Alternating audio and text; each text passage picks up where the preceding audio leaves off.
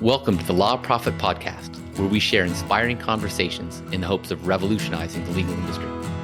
In our origin story interviews, attorneys from around the country get vulnerable and reveal how their own personal stories have shaped their careers. In our legal marketing discussions, we go deep and share how you can build a lasting brand that reflects your passions and creates a sense of fulfillment and purpose in your life. We also dig into running a law firm and discuss all things business, from operating procedures and trust accounting to growing your revenue and learning how to make the shift from being self-employed into being an entrepreneur. It's time to discover how to take your law practice to the next level. All right, Geraldine Ly, thank you so much for joining me today. How are you doing? Hi, Case. How are you? I'm doing great, thank you. Geraldine, you are this super successful attorney who's built this incredible workers' compensation, catastrophic personal injury firm, and you've been a lawyer for 27 years.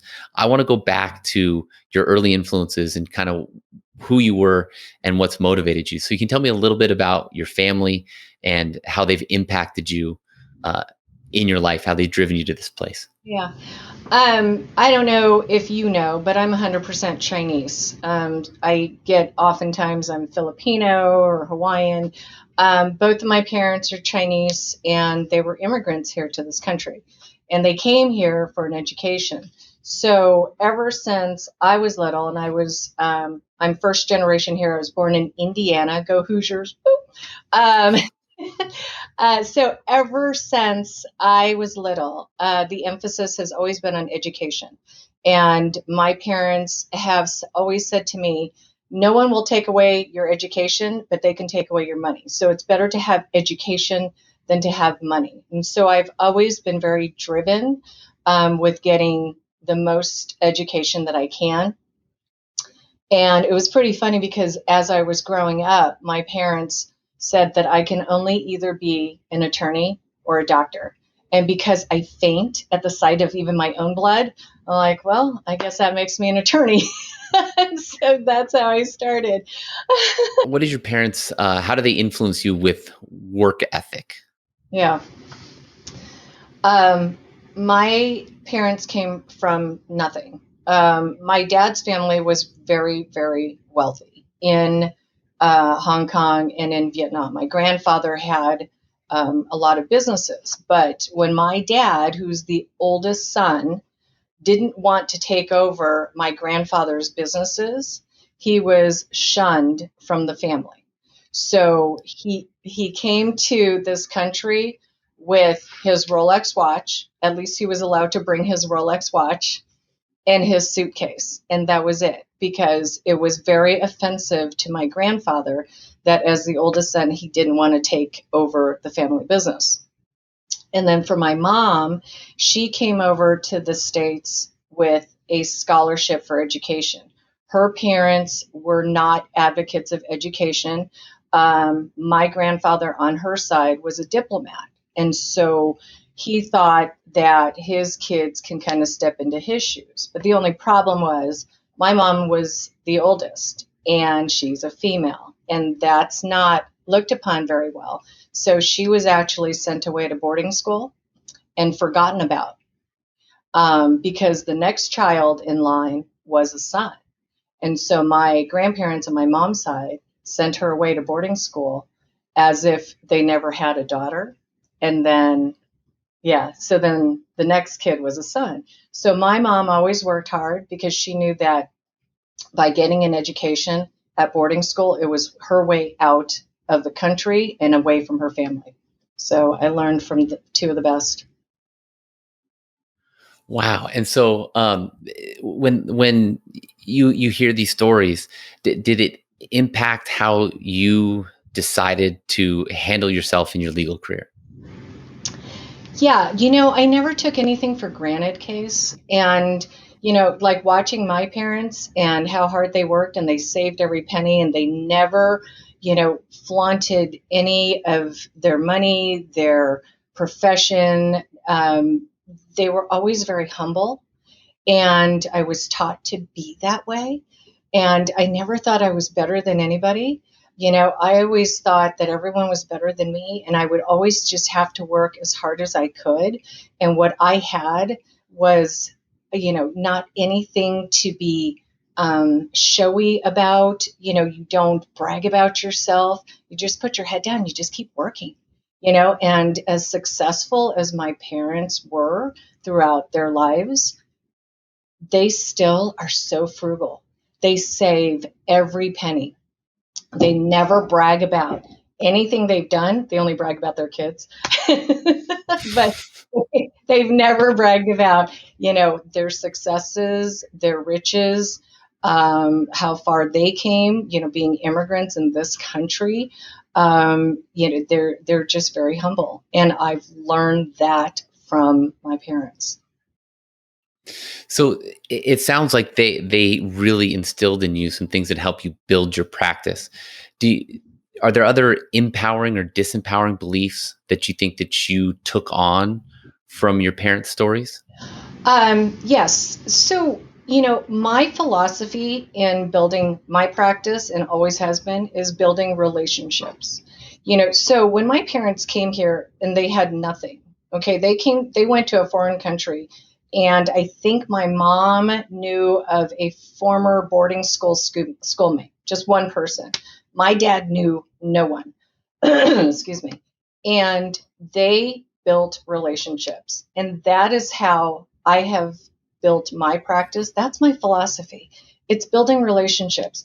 I don't have any advertisements out there. You will not see me on the back of a bus. I'm not on the 5 freeway. And all of the cases, the significant cases that I've had in my entire career have been based on relationships. For instance, one of the cases that I had a couple years back was because my girls were at a daycare and I was friends with another mom from daycare. And when something very tragic happened to her family, she called me because I had built a relationship with her and she trusted me based on that relationship. And I will say that with a lot of the cases that I've had, the significant ones, it's all been based on a relationship. And I value everyone that I meet. I'm sincere about that. You and I have been friends for a long time, and it's based on relationships. So that if you refer a case to me, I'm grateful because you did it because you trusted me, and it's based on the relationship that we've built. And so, what do you do in your practice to build those relationships?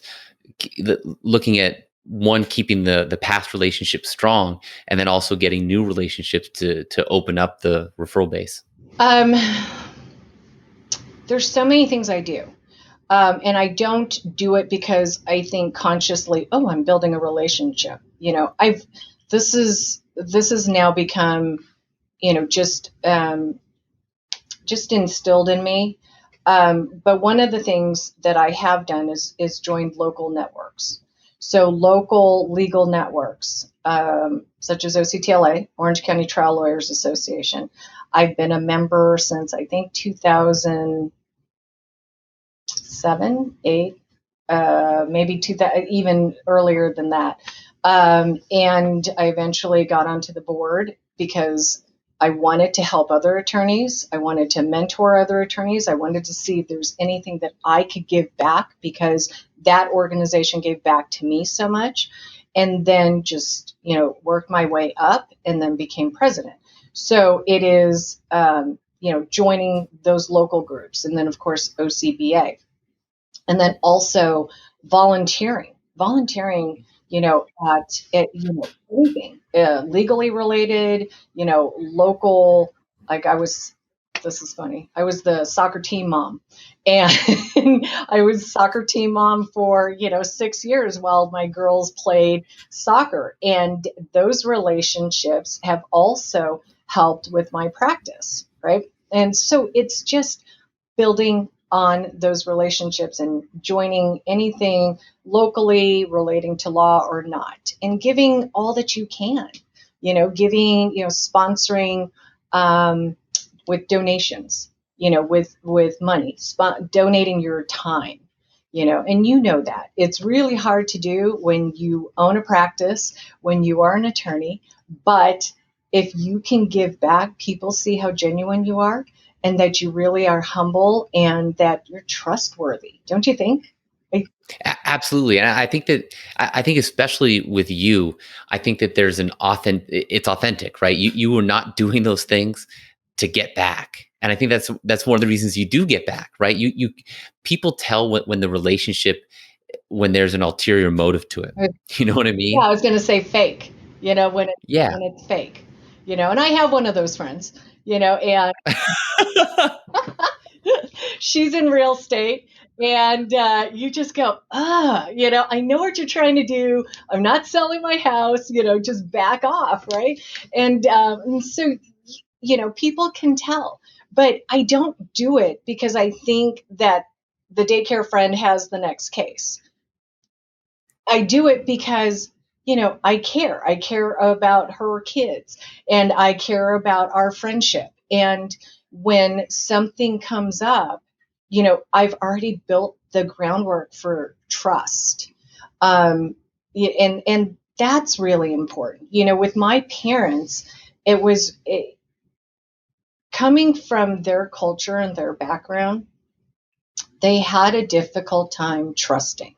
Because imagine you come to this country and you don't even have the support of your parents, right? So they had a very difficult time trusting. But it was funny because my brother, I only have one sibling, he's not an attorney, but he's a successful uh, businessman. He and I both are actually very trusting, because we saw a little bit of how the lack of trust had hurt my parents, and we didn't blame them at all, but it hurt them a little bit in formulating some stronger relationships. And so I think subconsciously, my brother and I went the opposite. And, it's also part of our American culture. We all trust. We trust first until you give me a reason not to trust. And so I think that building on a personal relationship, allowing people to trust you and you trust them, has also helped in my practice. Yeah. I think the concept of giving, even when you don't think you can give more, whether it's financially or time wise, it's incredible how it comes back to you. When you give, you don't realize how much you can give, and you get there anyway, and you do it not thinking how it's going to come back to you. But so many people, so many lawyers think, well, I'm busy. I'm too busy. I can't go do this. I can't go do this. But it's funny, the time away from the practice Yeah. is what sounds like has garnered you so many good cases and helped to build your firm. Yeah, exactly. But and the trust carries through with your clients too. They have to see that you're not fake. And recently, can I talk about one of my cases on here? Yeah, absolutely. Please. Yeah, no, I love it. That's great. So I represented a lot of victims from the San Bernardino shooting. I don't know if you remember, I think it was back in late 2015. A coworker had gone into a meeting after a break, and he just, shot down a lot of his coworkers. So many of them died, many of them survived, and I ended up representing a lot of them. And I started off that relationship by speaking for about 3.5 hours, just telling them what their rights were. They were so shattered. They had no idea what to do. They were being told one thing by management and another thing by HR and another thing by the county or risk management. They had no idea. In case I went into that meeting not with any intention, honestly, of signing anybody up. I wanted them to know. And I told them that. I said, I didn't even bring anything with me. I was asked by one of your colleagues, what is it that I'm supposed to do right now? And I figured that you all needed to know. And so it was a room full of about 20 people. And they took notes and I told them what the process was. And, after speaking for about 2 hours, I didn't even realize we were going on for that long. And I said, we're at 2 hours. I don't want to take up your time. I can keep going. And they wanted me to go. But I went there not because I wanted to get their cases. I went there because I felt so bad for them, for something that tragically happened to them when they were at a meeting. And I wanted to make sure that they were all empowered with information so that they can advocate for themselves in the event that they don't want anybody to represent them. And that's how I approach a lot of the calls that come in. Even if I can't help you, I'm going to try and empower you with a little bit of information or knowledge, right? Not giving free advice, but, kind of just informing them. This is what happens. This is what you should do. Go find a better doctor, right? Don't stick with this guy. You're telling me that he's not doing anything for you. Well, go find a better doctor, and it's just giving people information without that ulterior motive, like you were talking about, of, I'm going to try and hook this guy so, I can have this case. So I ended up representing many of those victims. And the feedback that I got after those cases were settled was that they trusted me, that I actually fought for them and not just fought to settle their case. I flew up with 2 of them to Sacramento so that they could testify at a Senate hearing on changing the laws regarding workers' comp. And I didn't have to go because they were invited by, I think it was Eloise Reyes and Senator Connie Leyva. And I said, no, they had asked if I was going. I said, would you like me to go with you? And they said, please. And so I flew up there. I didn't speak, but I just wanted to be there with them, for moral support. So it's things like that, like maybe going that extra step, showing your clients that you care. And it's not just because at the end of the case, there's a check on your desk, but it's those things that allow me not to ever advertise, and that I get all of my cases through word of mouth, through referrals, through all the relationships that I've built. Yeah, and it's that saying, right, that you get what you give, and it is so true in our profession that you get what you give, whether it's to the community or to the clients or the random people who call your office. I think a word that you use that we use a lot is empowerment. We pride ourselves on not being the just trust me firm, right? Sign the retainer, we'll take care of it. We'll call you when when your depot needs to get taken and when the case settles. Okay, like that's not. We run it as we're going to give you information, and even at the beginning, like you said, that people, I think, feel lost. They're adrift at sea, and they just need some information to kind of get grounded. Yeah. To mix metaphors, but to get grounded, and it means everything to them. And whether they sign up or not, there's something about putting that out in the universe. The stuff comes back, right? Yeah, absolutely. And, it's funny because there was one caller, and I couldn't help him. And I gave him, all the information that I could. And I said, look, this is not something that I can help you with, but, let me direct you to this resource and this website. And, and without prompting, he found Avo, which is the attorney rating site. And he gave me, 5 stars and wrote all about me. And I was like, wow, thank you so much, without me even asking him. So to me, that spoke volumes because he had to search that out. I didn't tell him to do that. So whatever it was that I had said to him, or however it was that I helped him, had such an impact that even though I couldn't take his case, he got onto Avo and gave me, a 5-star rating and wrote up a bunch of stuff about me. Hey, but that doesn't mean that I don't have the bad ratings. You get right. I mean, those are absolutely unavoidable. So frustrating. Oh my gosh, we had one, and we tried to dialogue with the person, like to explain what was happening, and just And then they feel like they can just slam you. And, I had to do the 24-hour rule. You know what that is, right? You don't write anything for 24 hours because you're like, ah! Yes, yes. So Well, tell, Geraldine, yeah, I loved your empowering beliefs that you got from your parents. Do you have anything? Do you have some disempowering beliefs? Some things that you've had to overcome, or things that you struggle with that kind of anchor you down in your practice? what do I And I'll tell you, I'll share, because somebody told me the other day, they're like, you ask all these questions, but I want to hear about yours. So I'll share mine and maybe Okay. give you some thoughts. So one of mine was, I kind of grew up with this idea that attorneys that make money are bad, right? That it's like there's an equivalent of, like money equals bad. Somehow you're not doing something right if you're making money.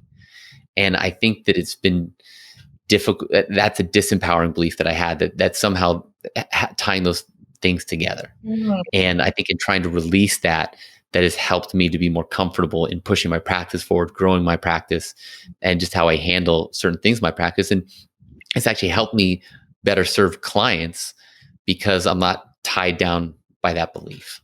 I have So I have the greatest story for you about that. Um, Being a minority female. So, yes. very, very interesting stories. So remember, my mom was the oldest in her family. So, her family tried to write her off. Any of my mom's children would also be written off. So that would be me and my brother. And I had a relationship with my grandparents, but I would say it's more of an acquaintance, right? Because I was female. I'm the oldest of my family. And it was always because I was female. And so my mom was written off because she was female. So I've always had to fight that. And then interestingly, when I became an attorney, it no longer mattered that I was female or the daughter of their oldest daughter, who's a female. I was suddenly, oh, my granddaughter is an attorney. She's going to sue you. So my grandmother would walk around, she lived locally, and she would go to church. And anytime someone would be mean to her, she goes, my granddaughter's going to sue you. She's an attorney. So, but I have always, it has always been difficult as a female, as a Chinese female in this profession. And it hasn't been until recently that I think women have had a little bit more equality in this profession. I was treated as the secretary. I was treated as the court reporter. I wrote an article when I was president in 2018 about the hashtag Me Too movement. And I wrote about incidences that have happened to me throughout the years of being an attorney, a professional. And I was grabbed. I have been propositioned. And you know what, Case? I played along with it. I actually went along with it because that's how I felt what I needed to do to be successful in this profession. When I wrote the article, Yeah, you got me going over here, Geraldine.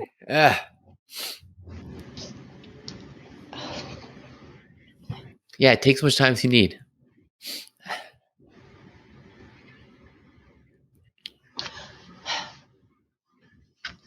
so you're going to have to give me a second. Yeah, yeah.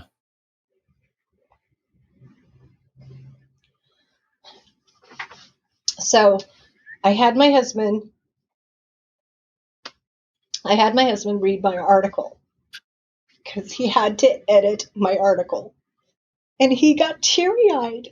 And he said, I'm so sorry you've had to endure what you've endured to become as successful as you are. And then I realized, wow, how many other women have had to do that to be where they are? And it's not something where I'm going to sue anybody for sexual harassment. It was just something that I accepted. And it was, at first it was just a discrimination, I would say a slight discrimination issue, being female and being a minority. But then it became a sexism issue with, being treated as a piece of meat. It was actually very interesting. And I'm telling you, judges and attorneys, I'm not going to name names, during professional events were, like crossing that line. And when I wrote that article, the responses I got were not so much from women. There were a couple of women that said, thank you. Thank you for finally speaking up for all of us.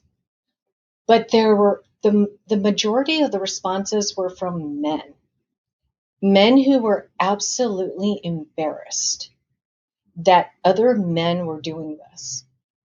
And so I've lived that struggle. So here's another little story.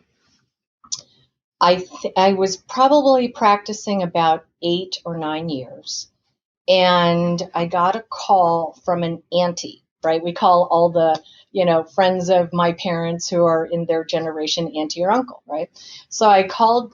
So auntie called me 2 o'clock in the morning, Case, and she's crying and she's telling me that her 16-year-old kid just got thrown in jail. And, can you please go find out what's going on? Can you go visit him? So I said, okay, no problem, Auntie. I can't go now. There's nothing I can do. I'll go in the morning. So I head down to juvie the next morning. I meet with the kid, tell the auntie everything that's going on. I follow up. I answer. I come in to represent him.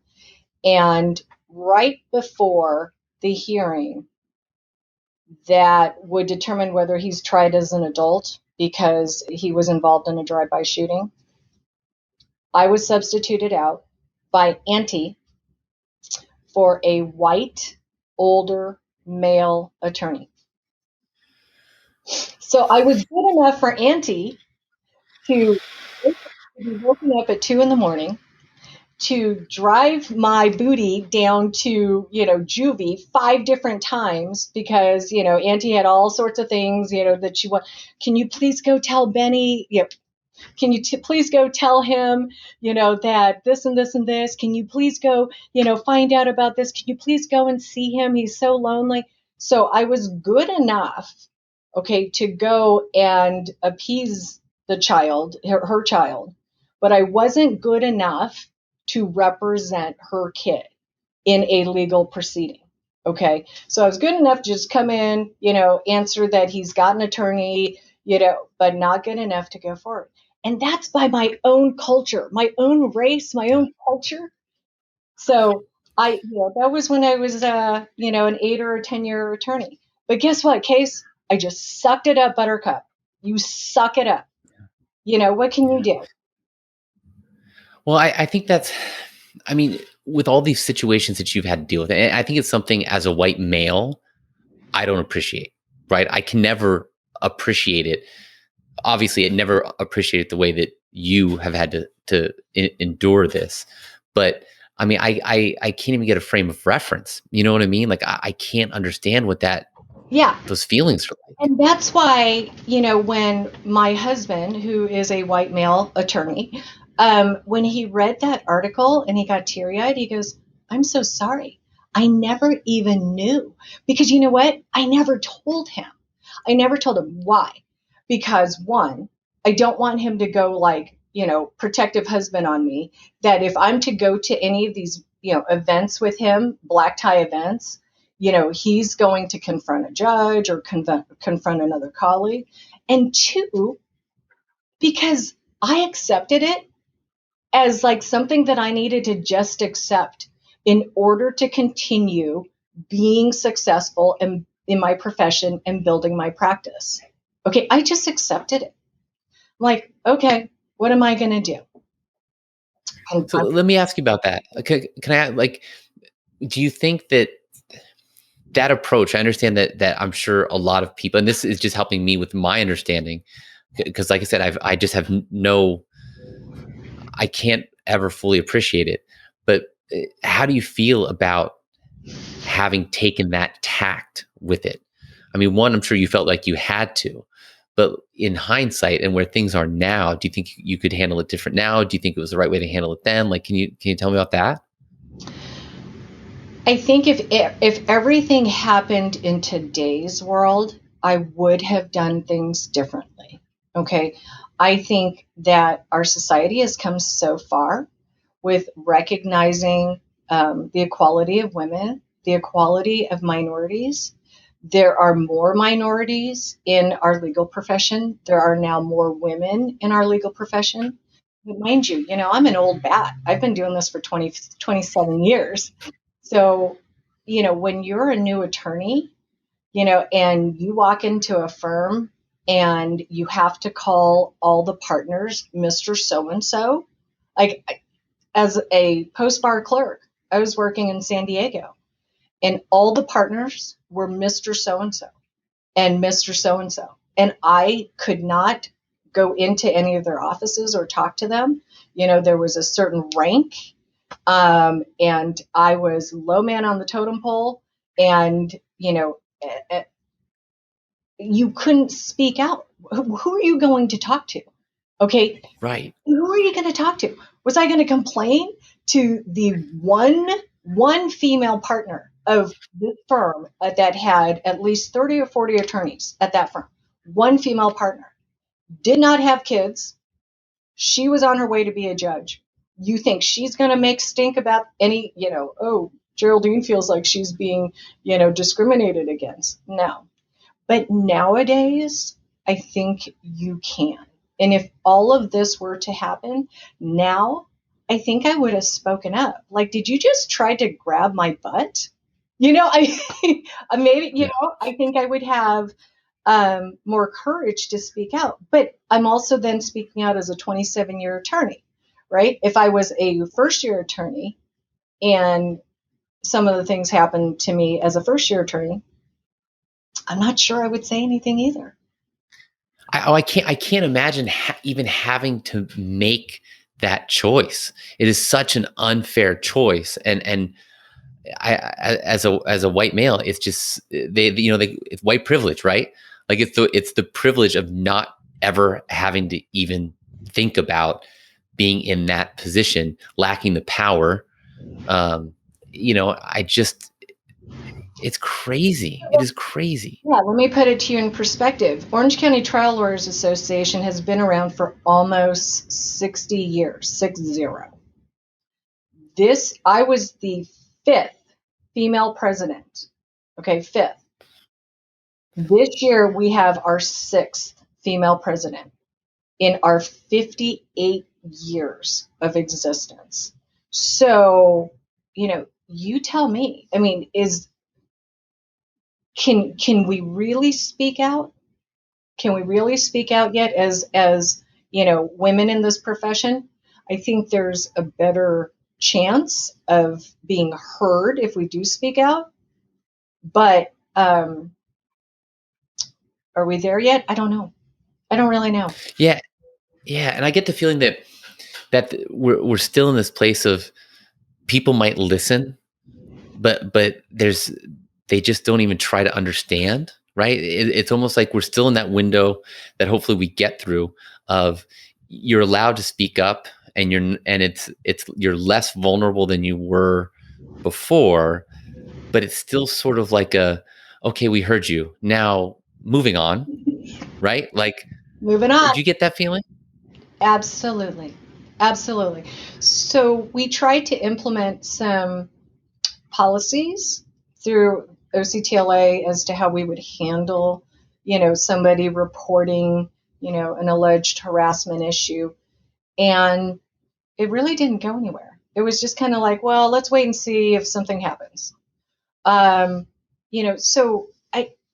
I don't know that we're proactive on it. It is just well, let's see if it happens, and then maybe we'll see what we need to do about it when it happens. I mean, and certainly, I am so appreciative of the hashtag Me Too movement, and how a lot of men were called to the carpet and exposed, because I think it allowed a lot of other actors or perpetrators, not actors as in people who act, but people who commit this type of harassment on on women. I think it maybe gave them a little bit of pause or hesitation, because ever since the hashtag Me Too movement, I have felt less of that harassment. So, maybe it's the awareness, maybe it's the, oh crap, I don't want anyone to report me. But I'm telling you, my story is not unique, Case. And, I have spoken to a lot of other professionals, not just attorneys, that are female, that are attractive, that, are building their business or their career. And they've been propositioned. One of my friends had a hotel room key passed over to her. And, during a mediation, it was just, wow. And that person During a mediation? was married. They were out of town for mediation. And it was, hey, if you're not doing anything later, stop by for drinks. Stop by for drinks. Okay. At the hotel lobby or the hotel restaurant. And then it was passing the room key. Wow. And that was maybe about 6 or 8 years ago. So we're not talking a long time ago. Wow. I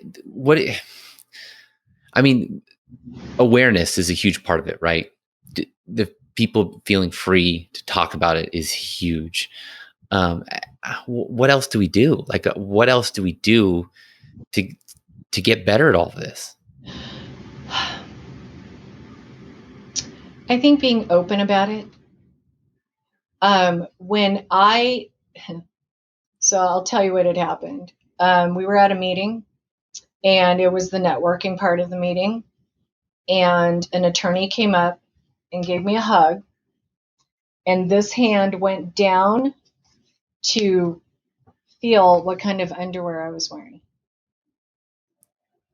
because I had a dress on. And so it was like, hi, how are you? That subtle. That subtle. As soon as that happened, Case, I was in such shock. I'm sitting there like, did that just happen? Oh my God. So I went and told a friend, and she had not ever told me anything, but I was just so shocked. I needed to talk to somebody. And I didn't care, like if she would find out who it was. I just said, can I talk to you for a second? And we went off into the ladies' room, and I said, I think this just happened to me. And I'm shaking. And when I had told her, she goes, oh my God, I've been wanting to talk to somebody about that guy. Right?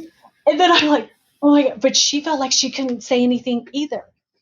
So I think it's just being comfortable to talk to somebody. And again, this goes back to the trust, and trusting that you can talk to that person or somebody, or trusting an organization or, an establishment or a firm or a partner, that you can talk to that person and that you will not receive any sort of retribution or, vindictive type of, termination or, just anything, any sort of negative response to talking about it. But again, I don't know what I would do. I don't know what I would do if it happened now. And if I went back 6 or 8 years ago during that incident where that person had felt up my backside, who would I tell other than my friend? And would I tell somebody to get him in trouble?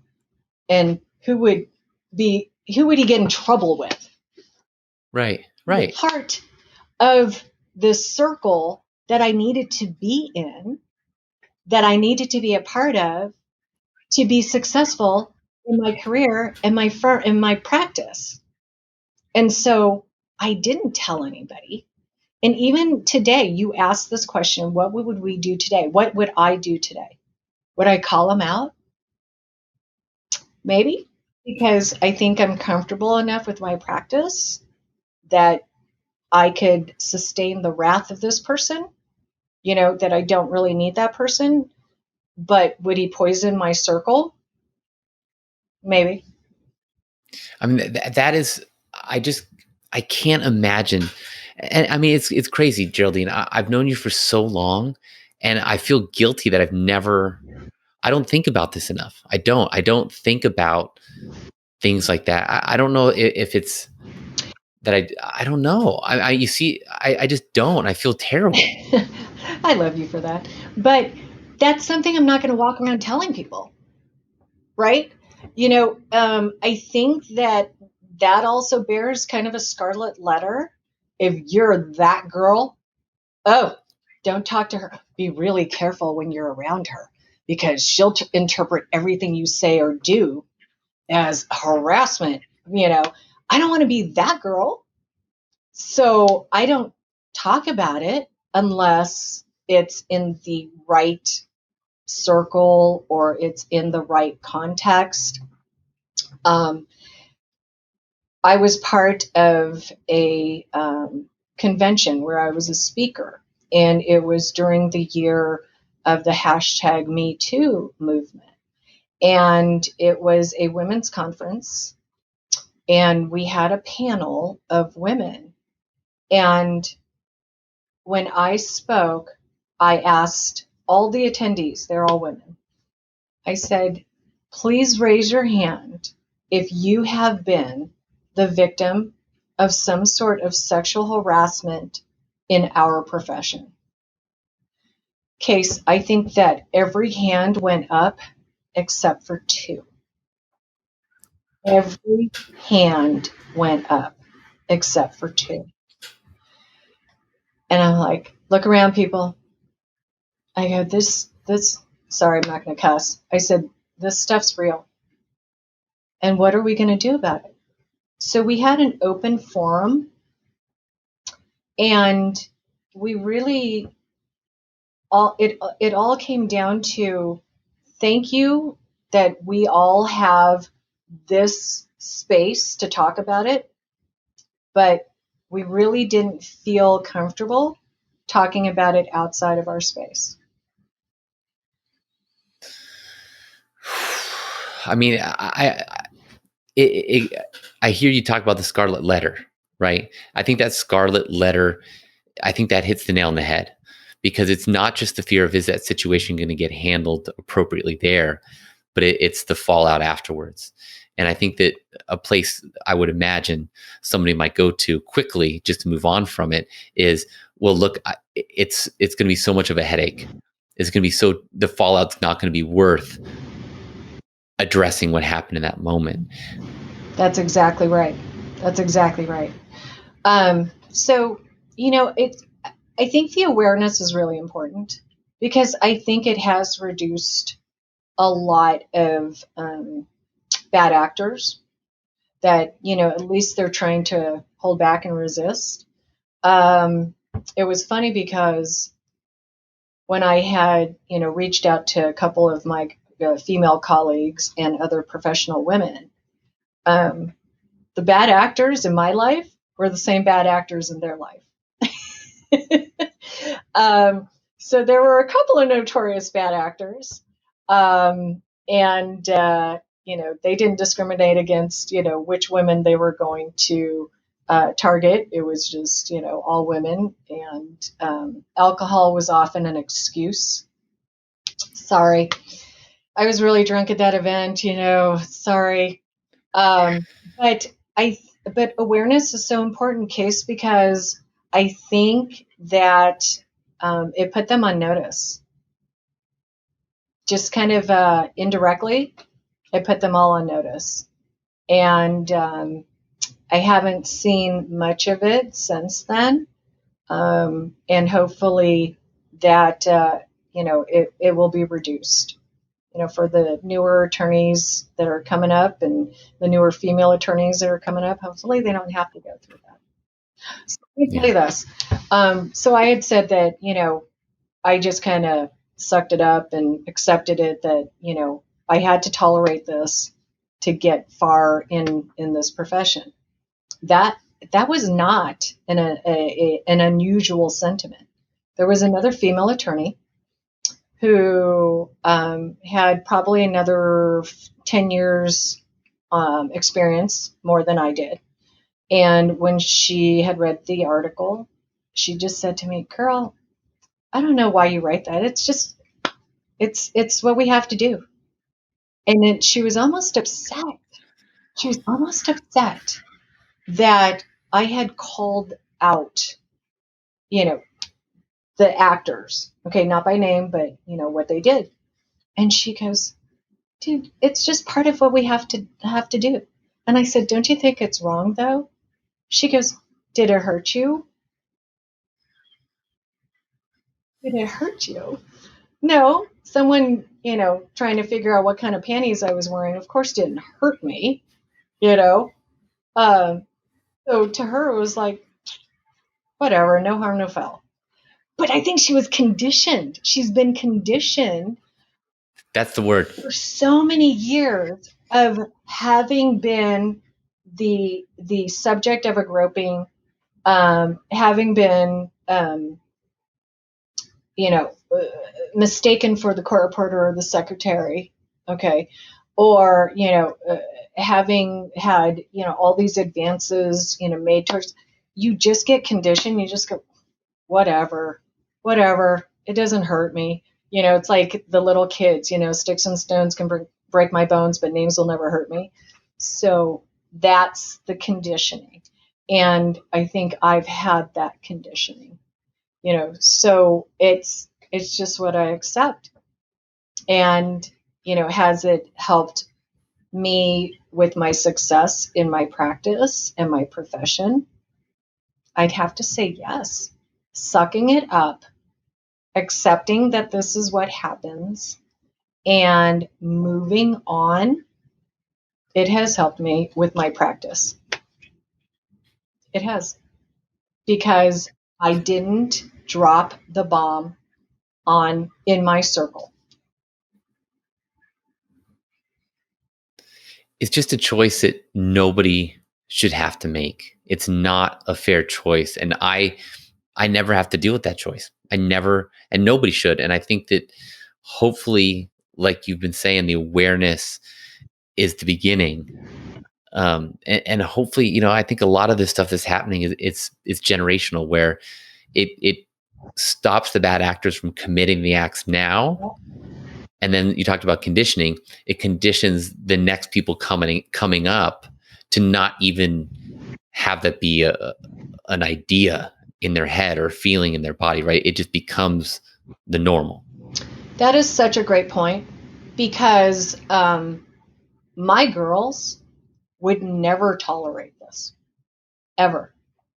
I think, we've raised them that everybody is an equal. They've learned that in school.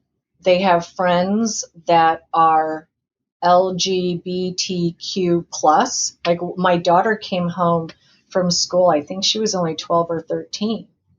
And she goes, "Mom, Riley? Riley's a girl." And I said, "Yeah." She goes, "Oh, Mom, she's gender fluid." I had no idea what that meant, right? I'm like, gender fluid? So like, what does that mean? Today she's a girl and tomorrow she's a boy? And my daughter looked at me like, duh, right? But at 13, she was so accepting, like, oh, mom, guess what? It wasn't like judgy when she told me that. It was like, oh my God, did you know Riley dyed her hair blue? It was like that kind of a sentiment, right?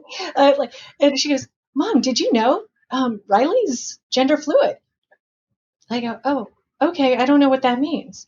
And so they have grown they're in a different generation where they have learned to accept differences. They have learned to accept all sorts of races, all sort of, genders. And they've also watched what's going on, in the news and politics. And they've already said, oh no, we wouldn't tolerate that. And so I'm happy, and this is all part of awareness, like going back to what we were talking about, right?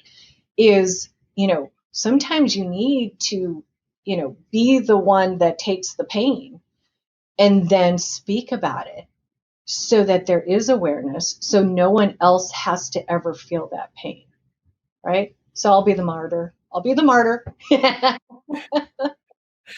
But I think that's so right though. It's the awareness.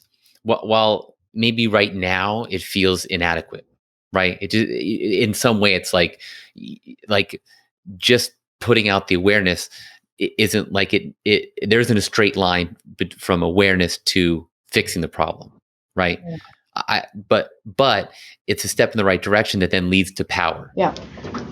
Because that, like, Riley feels powerful enough to be honest about who she is, or right. And I think that it's what has to be done. It's probably it's what has to be done now so that those changes can happen. And it takes time. Right.